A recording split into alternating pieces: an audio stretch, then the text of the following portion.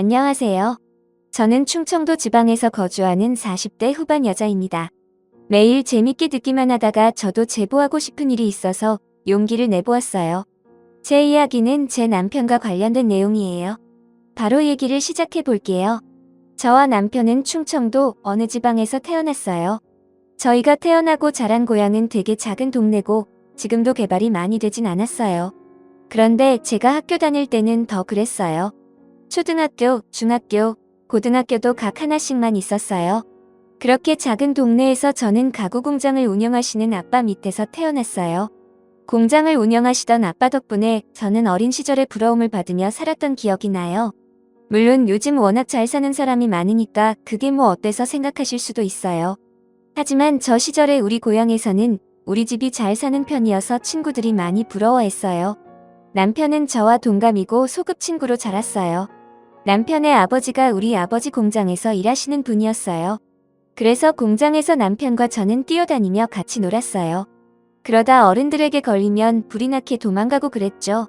그렇게 우리는 취학 전부터 초등학교에 들어가서도 매우 가깝게 지냈어요.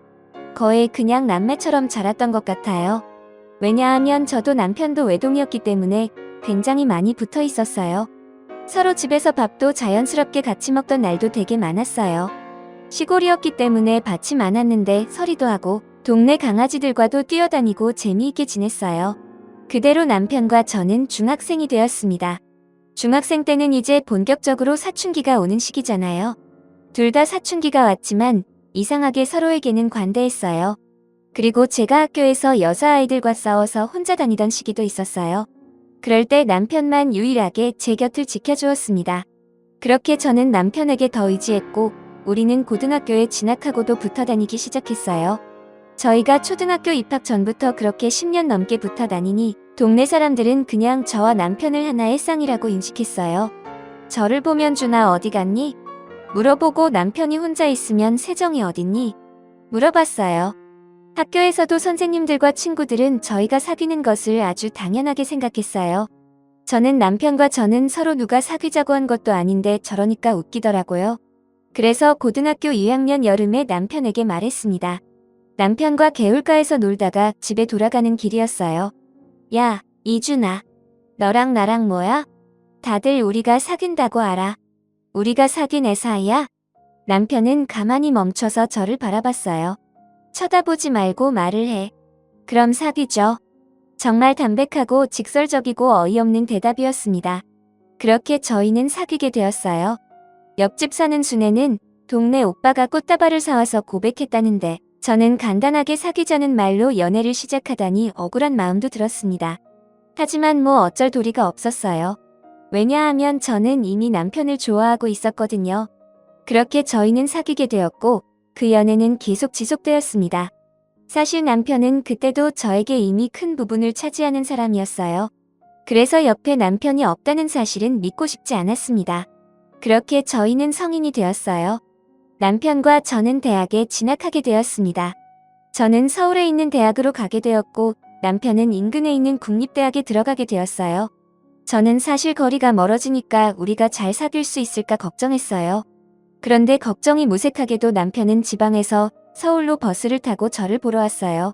제가 서울에 올라오고 사실 많이 힘들었습니다. 처음으로 부모님과 떨어져서 살아야 하고 낯선 상황에 많이 놓이게 되니까 적응하는 것이 저에겐 매우 힘들었어요. 그렇지만 남편이 자주 서울에 와주니 버틸 수 있었어요. 그리고 저도 남편의 군대를 기다려주었습니다. 서로 그렇게 힘든 시기에 버팀목이 되어주며 서로의 인생에 좋은 영향을 끼쳤어요. 그리고 저는 대학을 졸업하고 고향에 다시 내려왔습니다. 원래는 졸업하고 서울에서 직장을 다닐 생각이었지만 저는 제가 서울살이와 맞지 않다는 사실을 잘 알게 되었어요. 방학 때마다 고향에 내려왔는데 그때마다 너무 저와 잘 맞더라고요. 서울로 올라갈 때는 너무 막막하고 슬퍼서 매일 울었어요. 그 정도로 서울살이는 힘들었기 때문에 고향에 내려왔습니다.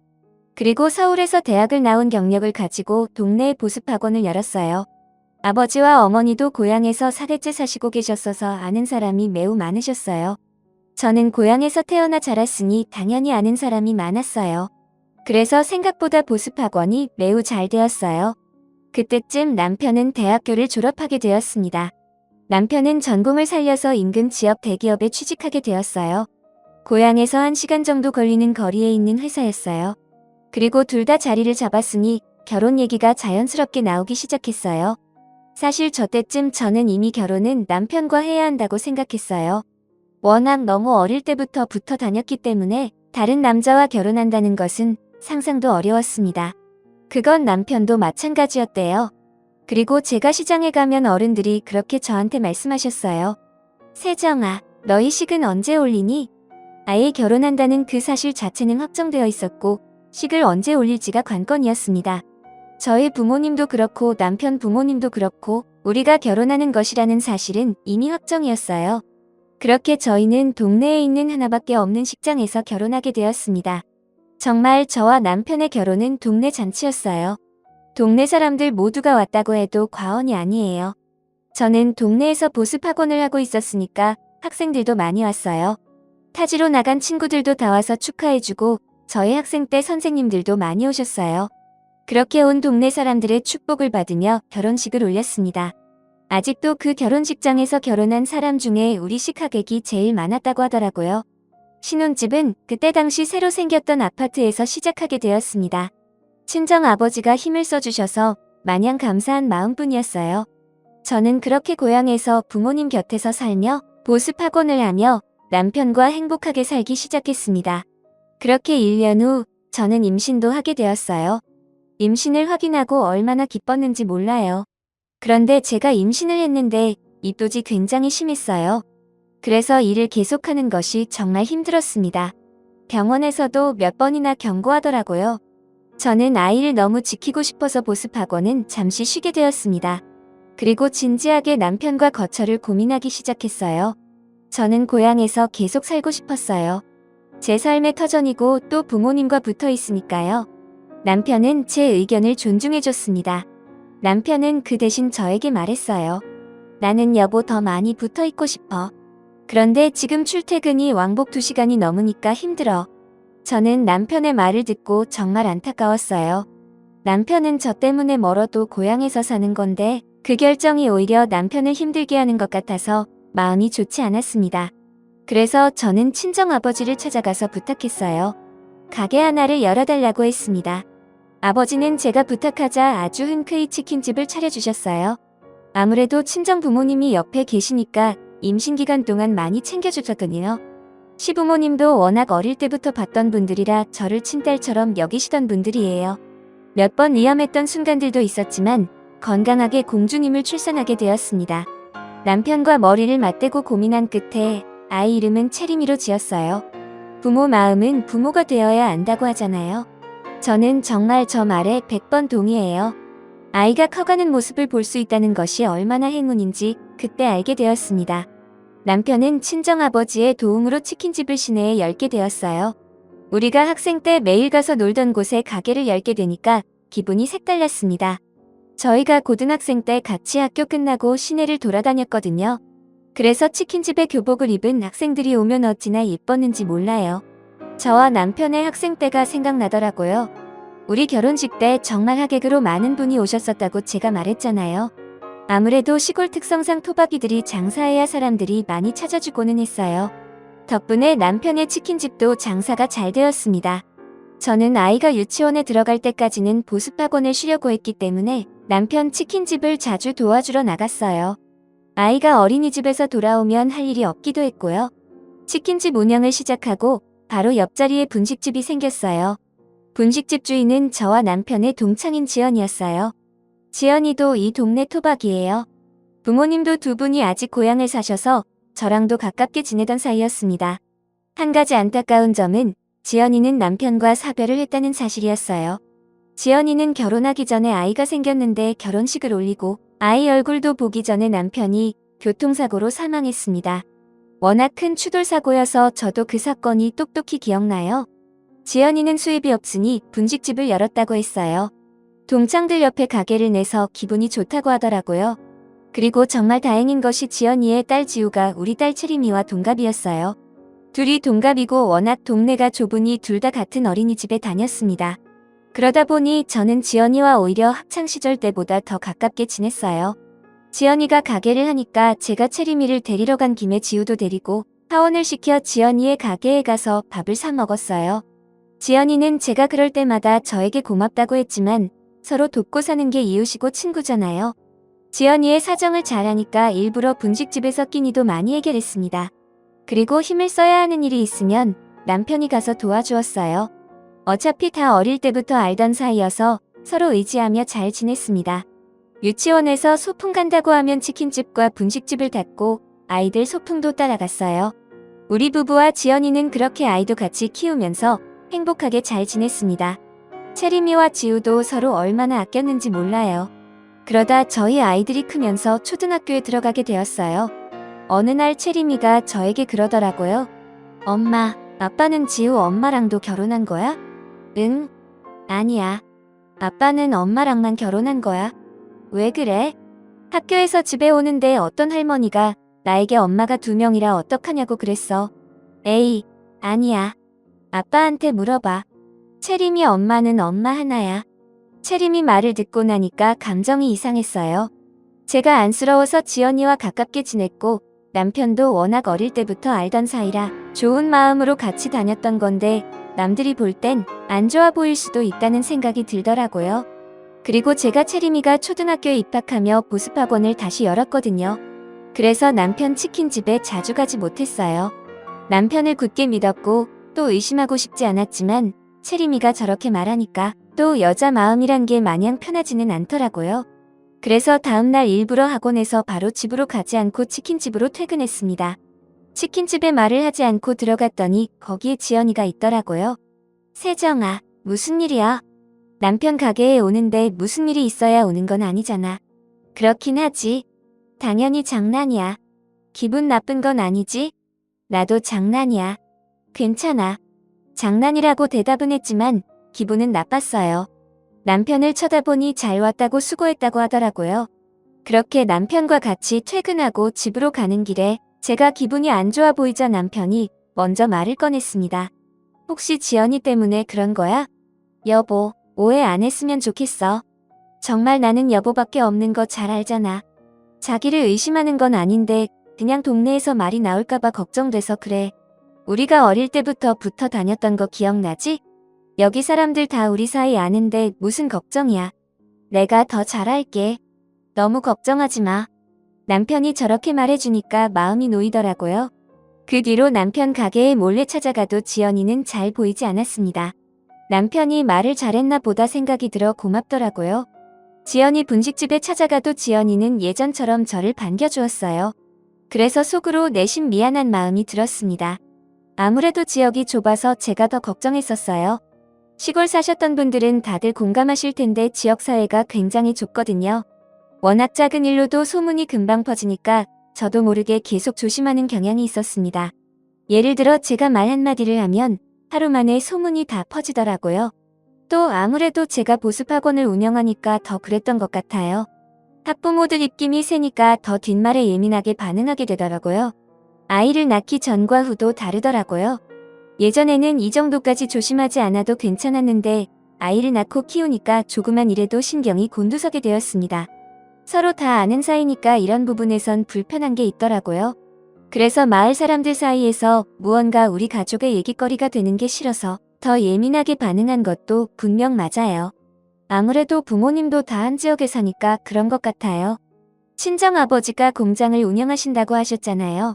동네 사람 중에 공장에 다니시는 분들이 꽤 있으세요. 그래서 어딜 가도 아 공장 딸? 하면서 아는 척을 하시거든요. 사실 그래서 학창시절에는 그게 참 싫었습니다.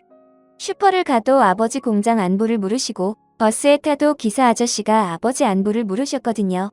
그런데 저도 익숙해졌는지 이제는 적응이 된 것 같았어요. 아무튼 그렇게 이 사건은 지나갔습니다. 남편도 저에게 잘했고 채림이도 학교 생활을 워낙 잘해서 큰 걱정 없이 잘 살고 있었어요. 그런데 어느 날 지연이가 한밤중에 울면서 전화가 오더라고요. 남편한테 전화한 것을 제가 받았습니다. 지연아, 무슨 일 있어? 이 새벽에. 세정아, 나 어떡하니? 우리 아버지 돌아가셨어. 나 어떡해? 뭐? 어디야? 우리가 거기로 갈게. 여기 땡땡 장례식장이야. 나 정말 너무 슬퍼. 저는 급하게 남편을 깨웠어요. 비몽사몽으로 일어나는 남편에게 지연이 아버지가 돌아가셨다고 전했습니다. 남편은 정말 놀라더라고요. 그렇게 우리 부부는 장례식장으로 바로 갔어요. 지연이가 울면서 우리를 맞이하더라고요. 저는 지연이를 안아주며 위로했습니다. 지연이 아버지는 저도 어릴 때부터 봤던 분이셨어요. 워낙 호탕하신 분이셨는데 자다가 심장마비로 돌아가셨다고 하더라고요. 지연이가 너무 놀란 것 같아서 안심시키려고 노력했던 기억이 나요. 연락을 받은 사람들이 하나둘씩 오기 시작했어요. 그렇게 저도 장례식장에서 지연이를 많이 도와주었습니다. 지연이도 외동이라 도와주는 사람이 많이 없었거든요. 남편이 아무래도 남자니까 많이 나서는 상황이 있었어요. 그런데 제가 약간 기분이 나빴던 것은 남편을 지연이 남편으로 오해하는 사람들이 있었어요.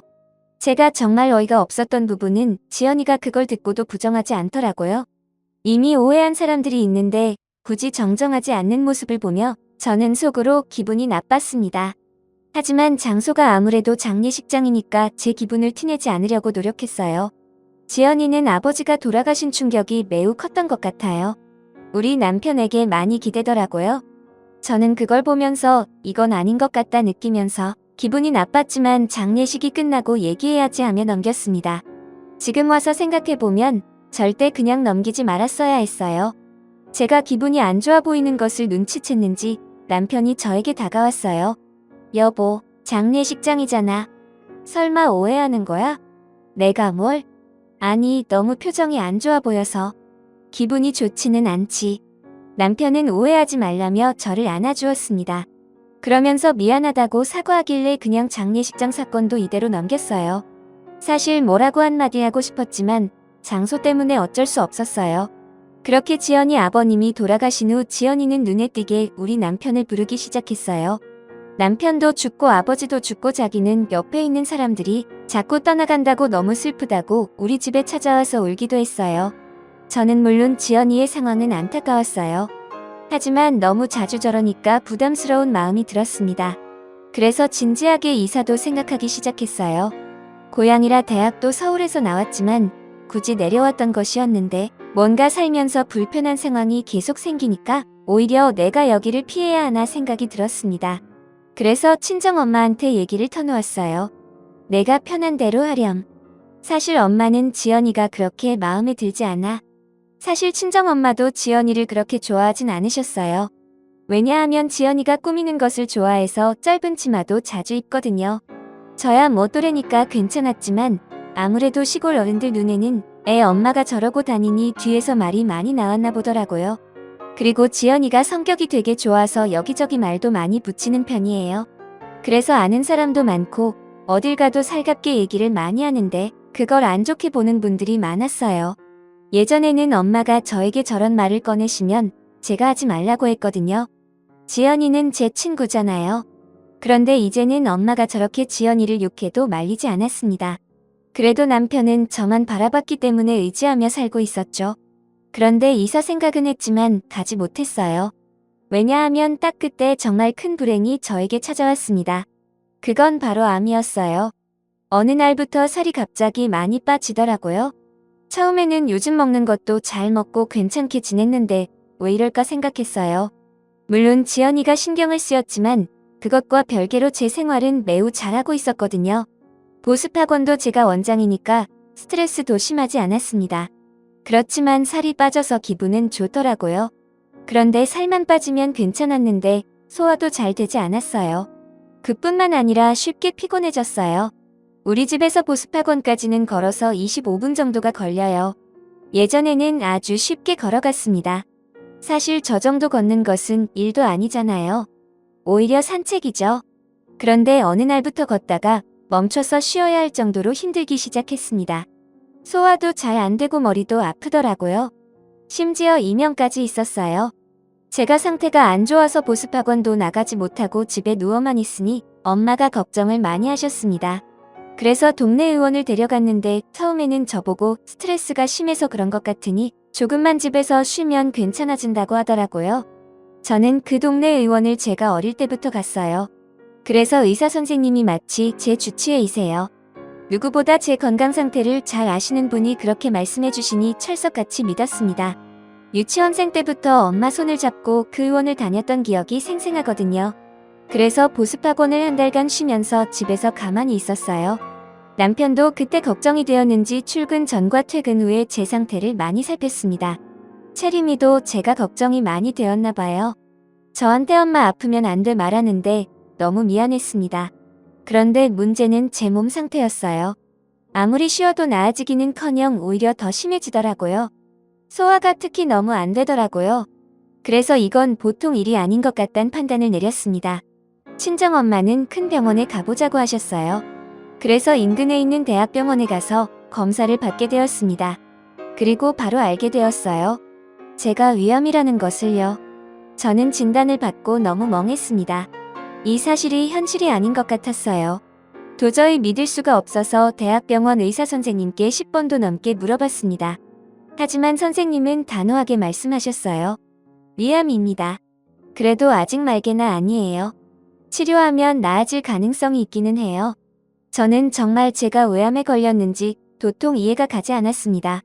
여러분 혹시 그거 아시나요? 암은 가족력이 가장 세요. 그래서 가족 중에 암에 걸리신 분이 계시면 건강관리를 정말 유심히 하셔야 해요. 그런데 제가 의아했던 점은 우리 가족 중에는 암에 걸리신 분이 없으셨어요. 그래서 사실 암에 걸릴 것이라는 것을 전혀 예상한 적이 없었습니다. 만약 누군가 암에 걸린 적이 있었다면 저도 예상했을 거예요. 그런데 그렇지 않으니 적잖이 당황했어요. 제가 원인을 물어봤더니 선생님은 원인은 워낙 다양해서 특정할 수 없다고 하시더라고요. 엄마는 옆에서 진단을 받자마자 우시기 시작하셨습니다. 사실 우리 친정 부모님이 나이에 비해 많이 정정하세요. 그래서 저는 부모님이 워낙 건강하시니까 저도 저렇게 건강하게 살 수 있겠지 생각했어요. 그렇게 암 진단을 받고 집에 돌아오는데 현실이 믿기지 않더라고요. 엄마는 계속 우시고 저는 멍해서 가만히 있었어요. 물론 아직 초기 단계라 충분히 치료하면 완치가 된다고 하셨습니다. 하지만 막막하더라고요. 전혀 예상하지 못한 상황이라 같았어요. 남편에게 전화를 걸어 할 말이 있다고 했습니다. 그리고 친정 부모님 댁으로 불러봐요. 남편과 아빠를 앉혀놓고 저의 암 사실을 말했습니다. 아버지는 너무 충격을 받으셨는지 줄담배를 피우셨어요. 남편은 제가 암이라는 사실을 고백하자 울기 시작했습니다. 남편이 울자 친정엄마도 덩달아 또 울기 시작했어요. 저도 사실 울고 싶었어요. 하지만 자꾸 머릿속에 우리 딸 생각이 났습니다. 채림이는 이제 겨우 10살이거든요. 아버지한테 아직 못해준 것도 너무 많은데 이대로 세상을 뜰 수는 없었어요. 그래서 강인하게 말했습니다. 나 완치할 거야. 정말 치료도 열심히 받고 운동도 많이 할 거야. 죽는다는 시한부 선고도 아니니까 긍정적으로 생각하자. 제가 저렇게 말하자 부모님도 그제야 괜찮아지셨습니다. 사실 저런 말을 하는 제 마음은 말도 아니었어요. 일부러 저렇게 말하긴 했지만 어찌나 막막했던지 몰라요. 채림이에게는 어떻게 알려야 할지 고민이 되었습니다. 그래도 사실대로 말하는 것이 가장 좋다고 생각해서 집으로 돌아가서 침착하게 말했어요. 채림이는 예상대로 울기 시작했습니다. 엄마 죽어, 엄마 죽으면 나는 죽어. 나는 어떻게 살아. 저를 끌어안고 엉엉 우는 채림이를 달래며 말했어요. 엄마 안 죽어. 치료받으면 살 수 있어. 채림아 괜찮아. 엄마 어디 안 가. 채림이는 그날 우리 부부 침대에서 잤어요. 저를 꼭 끌어안고 죽으면 안 된다고 우는데 정말 가슴이 찢어지더라고요. 채림이를 생각해서라도 씩씩하게 치료받아야겠다고 생각했어요. 채림이가 잠들고 저는 뜬 눈으로 밤을 지새웠어요. 도저히 잠이 오지 않더라고요. 제 마음을 아는지 남편도 쉽게 잠을 자지 못했습니다. 제 손을 부여잡고 남편은 울면서 말했어요. 여보 치료 잘 받자. 어디 가지 마. 나 정말 여보 못 보내. 걱정하지 마. 내가 아까 채림이한테 말했던 거 기억하지? 나 어디 안 가. 저 때문에 우는 가족들을 보는 심정은 말로 할 수가 없습니다. 정말 상실의 아픔은 누구나 겪고 싶지 않은 감정이잖아요. 저도 만약 남편이나 친정 부모님의 암에 걸렸다면 저렇게 행동했을 것 같아요. 채림이가 암에 걸렸다면 저는 살 수 없었겠죠? 그렇게 생각하니 더 치료를 잘 받아야겠다는 마음이 들었습니다. 그리고 친정엄마의 마음도 이해할 수 있었어요. 만약 채림이가 암 진단을 받으면 저는 정말 버티지 못했을 것 같아요. 엄마 마음은 누구나 똑같잖아요. 아마 자식을 키우시는 분들이라면 제 말이 무슨 말인지 이해하실 수 있을 거예요. 그렇게 치료를 받기 시작했습니다. 당연히 보습하고는 그만두었어요. 거짓말을 하기는 싫어서 사실대로 제가 암에 걸려서 그만두게 되었다고 했습니다. 그랬더니 예상 밖의 일이 일어났어요. 글쎄 학부모님들과 학생들이 파티를 열어주었습니다.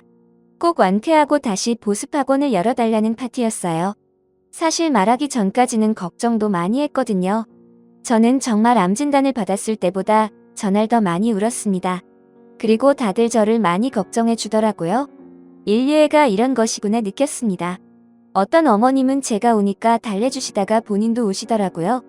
보습학원 마지막 날 파티라 하는데 학생들이 편지를 주었어요. 그 편지는 아직도 제가 간직하고 있습니다. 저에게 잊지 못할 경험이었어요. 그렇게 저는 항암 치료를 시작하게 되었어요. 제가 살던 고향은 시골이라 대학병원이 없었어요. 기껏해야 동네 의원이었어요. 그래서 인근 대도시로 치료를 다녔습니다. 왕복 3시간이라 힘들긴 했지만 치료하면 나아질 가능성이 있다고 해서 꾹 참고 다녔어요. 저 혼자 가기엔 힘들어서 남편이 동행했습니다. 남편은 싫은 소리 하나 없이 당연하게 저를 따라다녔어요. 정말 고마운 마음이 들었죠. 그리고 아무래도 병에 걸리면 사람이 우울해져요. 그건 당연한 현상이라고 생각해요. 그런데 남편은 제 옆에서 제가 힘들어할 때마다 지치지 말라며 응원해줬습니다. 제가 암에 걸렸다는 소식은 역시나 마을 전체에 순식간에 퍼졌어요. 다들 제가 지나가면 한마디씩 하더라고요. 조기에 발견해서 다행이네. 금방 나을 수 있어. 걱정하지 마. 어쩌다 걸린 거래요. 많이 아픈가요? 우리 집사람도 암에 걸렸었는데 치료하니까 낫더라. 너무 상심하지 마. 식당에 들어가거나 세탁소만 가도 저에게 암에 대한 말을 하더라고요. 처음엔 응원해주시는 것이 좋았지만 나중엔 제 한몸 추스르기도 힘든데 부담스럽더라고요. 물론 치료하면 요즘은 완치가 된다지만 그 과정이 고통스러워요. 그래도 채림이가 엄마 아프지 말라고 저를 볼 때마다 얘기하고 힘들어해서 채림이를 보고 견딜 수 있었습니다. 엄마 많이 아프면 말해. 엄마 나는 나중에 의사가 될 거야. 그래서 엄마가 그때까지 낫지 않으면 내가 고쳐줄 거야. 정말 제 딸이지만 너무 사랑스러워요. 제가 치료를 받으러 대학병원에 가면 남편은 치킨집 자체를 닫았어요. 일하는 직원도 있어서 열어도 되는데 굳이 문을 닫고 저한테만 신경 써주니까 저는 얼마나 고마웠는지 몰라요. 그런데 어느 날 친정엄마가 저를 조용히 집으로 불렀습니다. 엄마 왜 그래요? 무슨 일 있어? 세정아 놀라지 말고 잘 들어. 너희 남편 바람났어. 저는 이게 무슨 소리인가 싶었어요. 그게 무슨 소리야? 엄마 제대로 말해봐. 이게 뭐? 내가 너 항암 치료도 받고 있고 혹시나 충격받아서 더 안 좋게 될까봐 말 안 하려고 했는데 그러기엔 내가 너무 사위가 괘씸해. 나중에 알게 되면 너를 속이게 된 거라 지금 말하는 게 나을 것 같아. 엄마 침착하게 상황을 다 말해봐. 무슨 소리냐고. 재원이가 말해줬어. 너희 남편 그 분식집 사장 지연이랑 바람났어. 저는 너무 놀랐어요. 일단 남편이 정말 저의 의심이 아니고 진짜로 지연이와 바람났다는 사실도 충격이었지만 그걸 채림이가 말해줬다는 게 너무 충격적이었습니다. 채림이 그 어린 것이 얼마나 착한지 자기 엄마 아픈 거 알고 혼자 끙끙 앓다가 나한테 울면서 말하더라. 분식집 사장을 집으로 데려와서 둘이 무슨 얘기를 했길래 얘가 나한테 찾아와서 말을 해. 엄마한테 다 듣고 나니 정리가 되었습니다. 그동안 의심은 근거 없는 게 아니고 오히려 사실이었어요. 바람이라는 것을 알고 나니까 그동안의 행적이 다 떠오르더라고요. 지연이가 치킨집에 자주 간다는 사실은 저도 알고 있었지만 제가 그렇게 불편한 티를 내니까 몰래 만났던 거였어요. 제가 운영하던 보습학원은 시내와 조금 떨어져 있어서 저는 걔네가 어떻게 지내는지 정말 잘 몰랐거든요. 아이들이 공부하러 오면 거기에만 신경 써야 하니까 더욱이요. 나중에 동네 사람들한테 말을 들었더니 외지에서 온 사람들은 분식집과 치킨집이 부부가 동시에 운영하던 집인 줄 알았다고 하더라고요. 남들 눈에 그렇게 보일 정도면 어느 정도로 붙어 있는지 아시겠죠? 제가 아프기 전부터 그랬는데 아프고 나서 학원을 접고 나서는 더 심해졌다고 하더라고요. 여기가 워낙 좁아서 다들 아는 사이라고 했잖아요. 가끔 오지랖 넓은 어른들은 지연이에게 유부남이니까 조심하라 하면 지연이가 그렇게 대답했대요. 무슨 상관이세요? 그걸 심지어 아이들도 이상하다고 여겼나 봐요. 언니 딸인 지우가 채림이에게 우리 엄마랑 너희 아빠 결혼해. 그럼 너희 엄마는 어떻게 이런 말도 했다고 하더라고요. 아이들이 혼란스러울 정도로 붙어 다녔다는 것을 알자 정말 배신감에 온몸이 부들부들 떨렸습니다. 가장 충격적인 것은 채림이가 있는 집에 지연이가 왔었나 봐요. 채림이 안녕. 이모가 잠깐 반찬 주러 왔어. 채림이는 그때 마침 태권도 도장에 가야 해서 인사하고 나왔었다고 해요. 그러다 깜빡하고 못 챙긴 게 있어서 다시 집에 들어갔는데 방에서 지연이와 남편이 대화하고 있었던 거죠. 그런데 대화 내용이 정말 충격적이었어요. 보험금 타면 내 차부터 바꿔줄게. 얼마 남지 않은 것 같지? 기다려봐. 정말 자기야, 나 기대된다. 지금부터 차 고르고 있을래? 가방도 사줄 거지? 당연하지. 원하는 가방 있으면 미리 백화점 가서 골라. 저렇게 방에서 떠들던 소리를 채림이가 방 앞에서 다 들었다고 하더라고요. 채림이는 듣고 혼자 태권도도 가지 않고 길가에서 울었다고 해요. 10살이라서 아예 아무것도 모르는 나이는 아니거든요. 그래서 처음엔 혼자만 알고 있으려고 하다가 외할머니, 그러니까 우리 친정엄마한테 가서 말한 거라고 했어요. 저는 정말 그걸 다른 사람도 아니고 우리 딸이 들었다고 생각하니까 억장이 무너졌습니다. 남편과 지연이에 대한 배신감은 말로 할 수가 없었어요. 정말 지연이가 괘씸했던 것은 제가 중간에 불편한 티를 내면 장난이라고 저를 긁었잖아요. 그래놓고는 뒤에서 남편하고 제 얘기를 했을 거라는 것을 떠올리니까 너무 충격이었어요. 쟤들은 저를 얼마나 바보처럼 알았겠어요. 그리고 남편에 대한 배신감은 정말 제 인생 자체를 부정당하는 느낌이었습니다. 남편과 저는 소꿉친구였잖아요. 기억도 잘 안 나는 아주 어린 시절부터 함께였어요. 미취학 아동 시절부터 학창 시절 내내 붙어 다녀서 그냥 남편은 제 전부였습니다. 저는 남편만큼 저를 이해해주는 사람은 이 세상에 없다고 생각했어요. 힘든 일이 있으면 남편에게 가장 먼저 말하고 기쁜 일이 있어도 남편에게 가장 먼저 전했어요.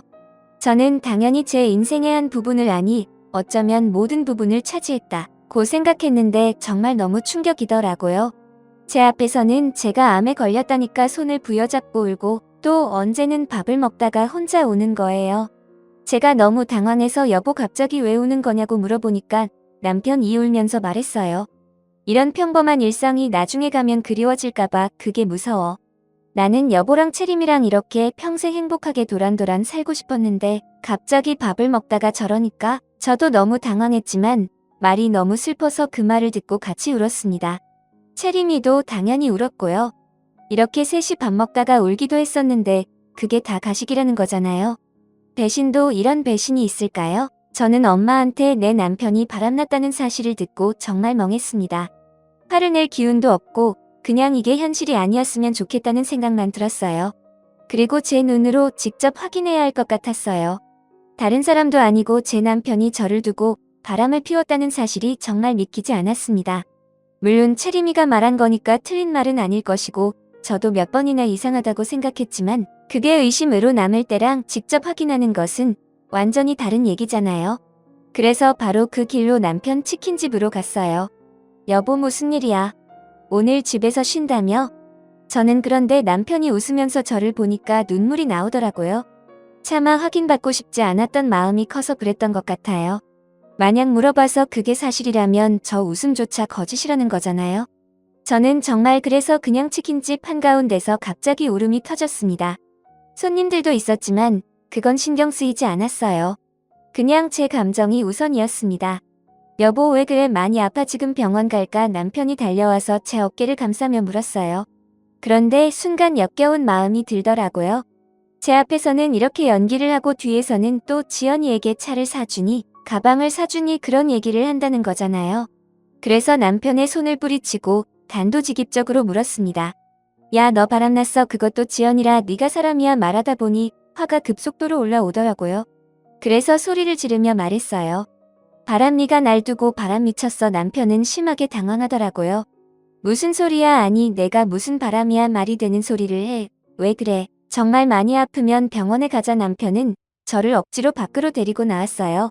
가게에 손님들이 있어서 그런 것 같았는데 저는 참을 수가 없었습니다. 지연이가 다 말했어. 네가 지연이한테 내 보험금으로 가방 사고 차도 사준다고 했다며? 야, 네가 인간이야. 남편은 진정하고 집에 가서 얘기하자고 했어요. 길거리에서 사람들이 다 쳐다봤지만 알바 아니었습니다. 친정엄마가 제가 걱정됐는지 따라오셨나 봐요. 옆에 와서 제 남편을 밀치고 울면서 말했어요. 지연아, 정말 네가 어떻게 그래. 다른 사람도 아니고 네가 내 딸 어떻게. 남편은 심하게 당황했어요. 저는 치킨집 바로 옆에 있는 분식집으로 향했습니다. 어느덧 사람들이 많이 모여 있었어요. 다들 한마디씩 하더라고요. 진짜 바람이야. 대박. 그럴 줄 알았어. 아니, 어쩐지 분식집 사장이 그렇게 치킨집에 많이 들어가더라. 저는 분식집 문을 열었는데 글쎄 지연이가 안에 있으면서 문을 잠갔더라고요.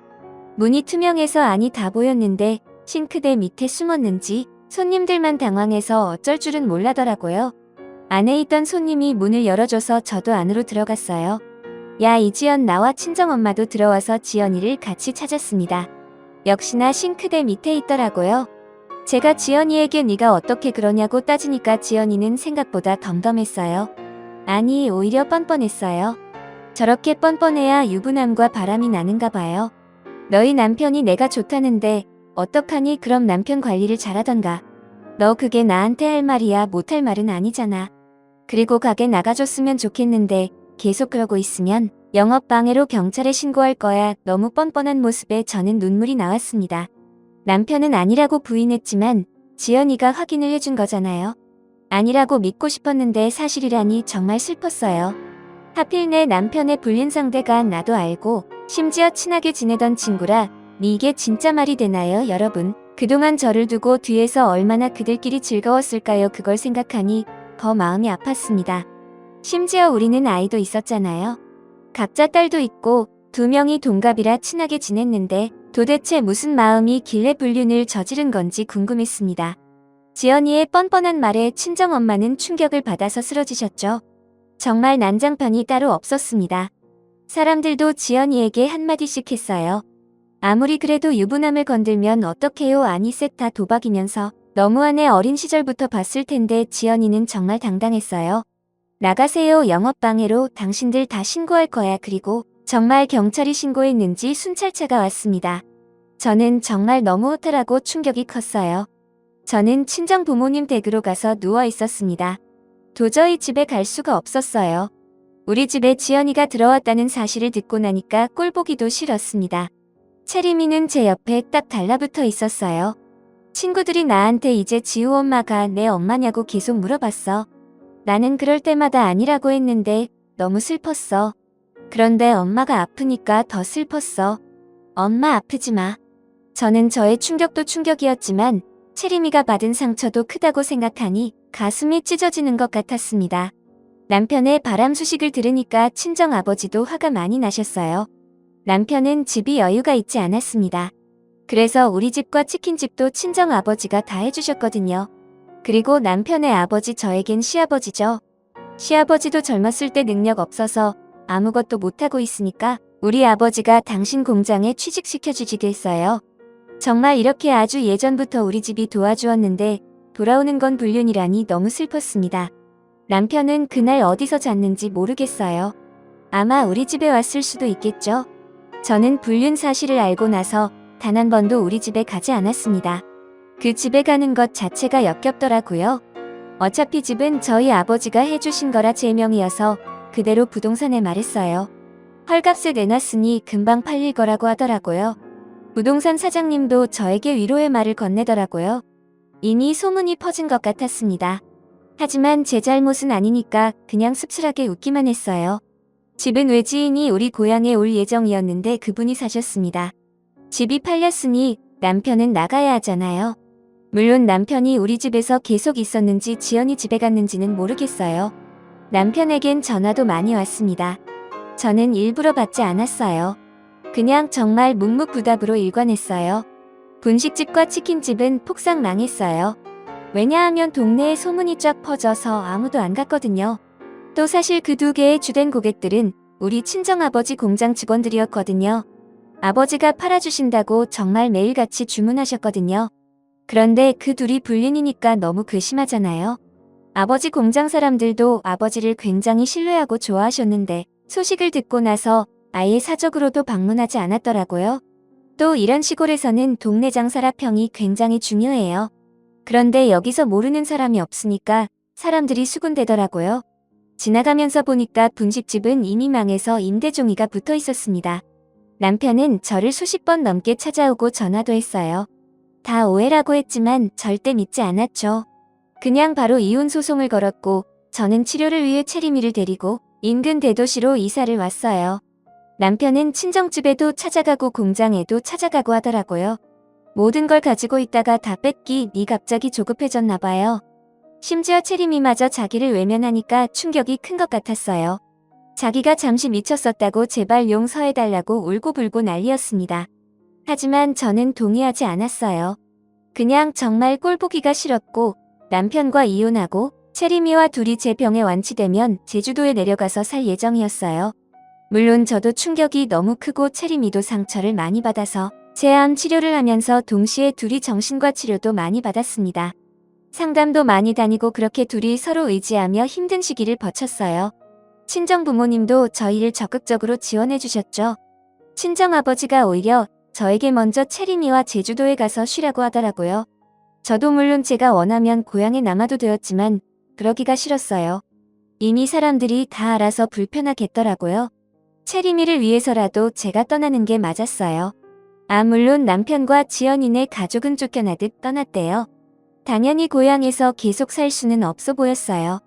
어딜 가도 손가락질을 했으니까요. 지우도 학교에 가면 불륜녀 딸이라고 애들이 그렇게 놀렸나 봐요. 그리고 정말 웃긴 것은 둘이 깨졌다고 하더라고요. 저는 사실 그렇게 난리가 나고 둘이 같이 살까봐 그게 걱정이었는데 둘이 대판 싸우더니 서로 내 탓이라고 했다고 하더라고요. 남편은 소송 때문에 종종 보는데 볼 때마다 저를 붙잡고 늘어졌어요. 실제로 무릎을 꿇으며 제발 한 번만 용서해달라고 하더라고요. 물론 저는 넘어가지 않았죠. 지연이는 어떻게 사는지 저도 모르겠어요. 지우를 데리고 야밤에 도망갔다는 말만 들었습니다. 그렇게 몇 년의 시간이 흘러서 저는 완치라는 판정을 받게 되었어요. 정말 의사 선생님 입에서 완치라는 말이 나오는데 얼마나 감격스러웠는지 몰라요. 환자분 의지가 상당히 강하셔서 빨리 나으셨습니다. 축하드려요. 그래도 주기적으로 검사는 꼭 해주셔야 해요. 다시 발생할 가능성이 있긴 했지만 일단 지금은 제 몸에 암세포가 없다고 했어요. 정말 얼마나 기뻤는지 세상이 아름다워 보였어요. 이제 정말 힘들었던 시간은 다 잊고 채림이와 제주도에 내려가서 살 예정이에요. 벌써 어디에서 살지 다 정해놨어요. 제발 하면 안 되니까 제주도에서 예쁜 바다도 보고 산도 많이 다니고 회복하는 데 집중하려고요. 채림이에게 걱정이 돼서 언제 물어본 적이 있어요. 채림아, 아빠 보고 싶으면 말해. 나는 엄마만 있으면 돼. 이제는 정말 둘이 의지하며 잘 살아야겠다는 마음만 들어요. 친정 부모님을 보러 고향에 가면 사실 아직 씁쓸한 마음이 들기는 해요. 그래도 제 잘못도 아니고 오히려 고향 사람들이 반갑게 맞아주셔서 좋더라고요. 채림이도 어린 시절을 고향에서 보내서 같이 가서 여기저기 다니는 것을 좋아했어요. 우리 고향이 진짜 노을이 예쁘거든요. 같이 노을을 보며 이런저런 얘기도 많이 하고 아주 행복해요. 채림이와 저는 앞으로도 서로 재밌게 살자고 다짐했어요. 여기까지가 제 얘기입니다. 들어주셔서 정말 감사합니다. 여러분들도 힘든 시기가 있어도 힘든 일 끝에는 좋은 일이 오고 나쁜 사람들은 결국 벌을 받는다는 것을 기억하시며 이겨내셨으면 좋겠어요. 다들 건강 유의하시고 건강하게 사셨으면 좋겠습니다. 감사합니다.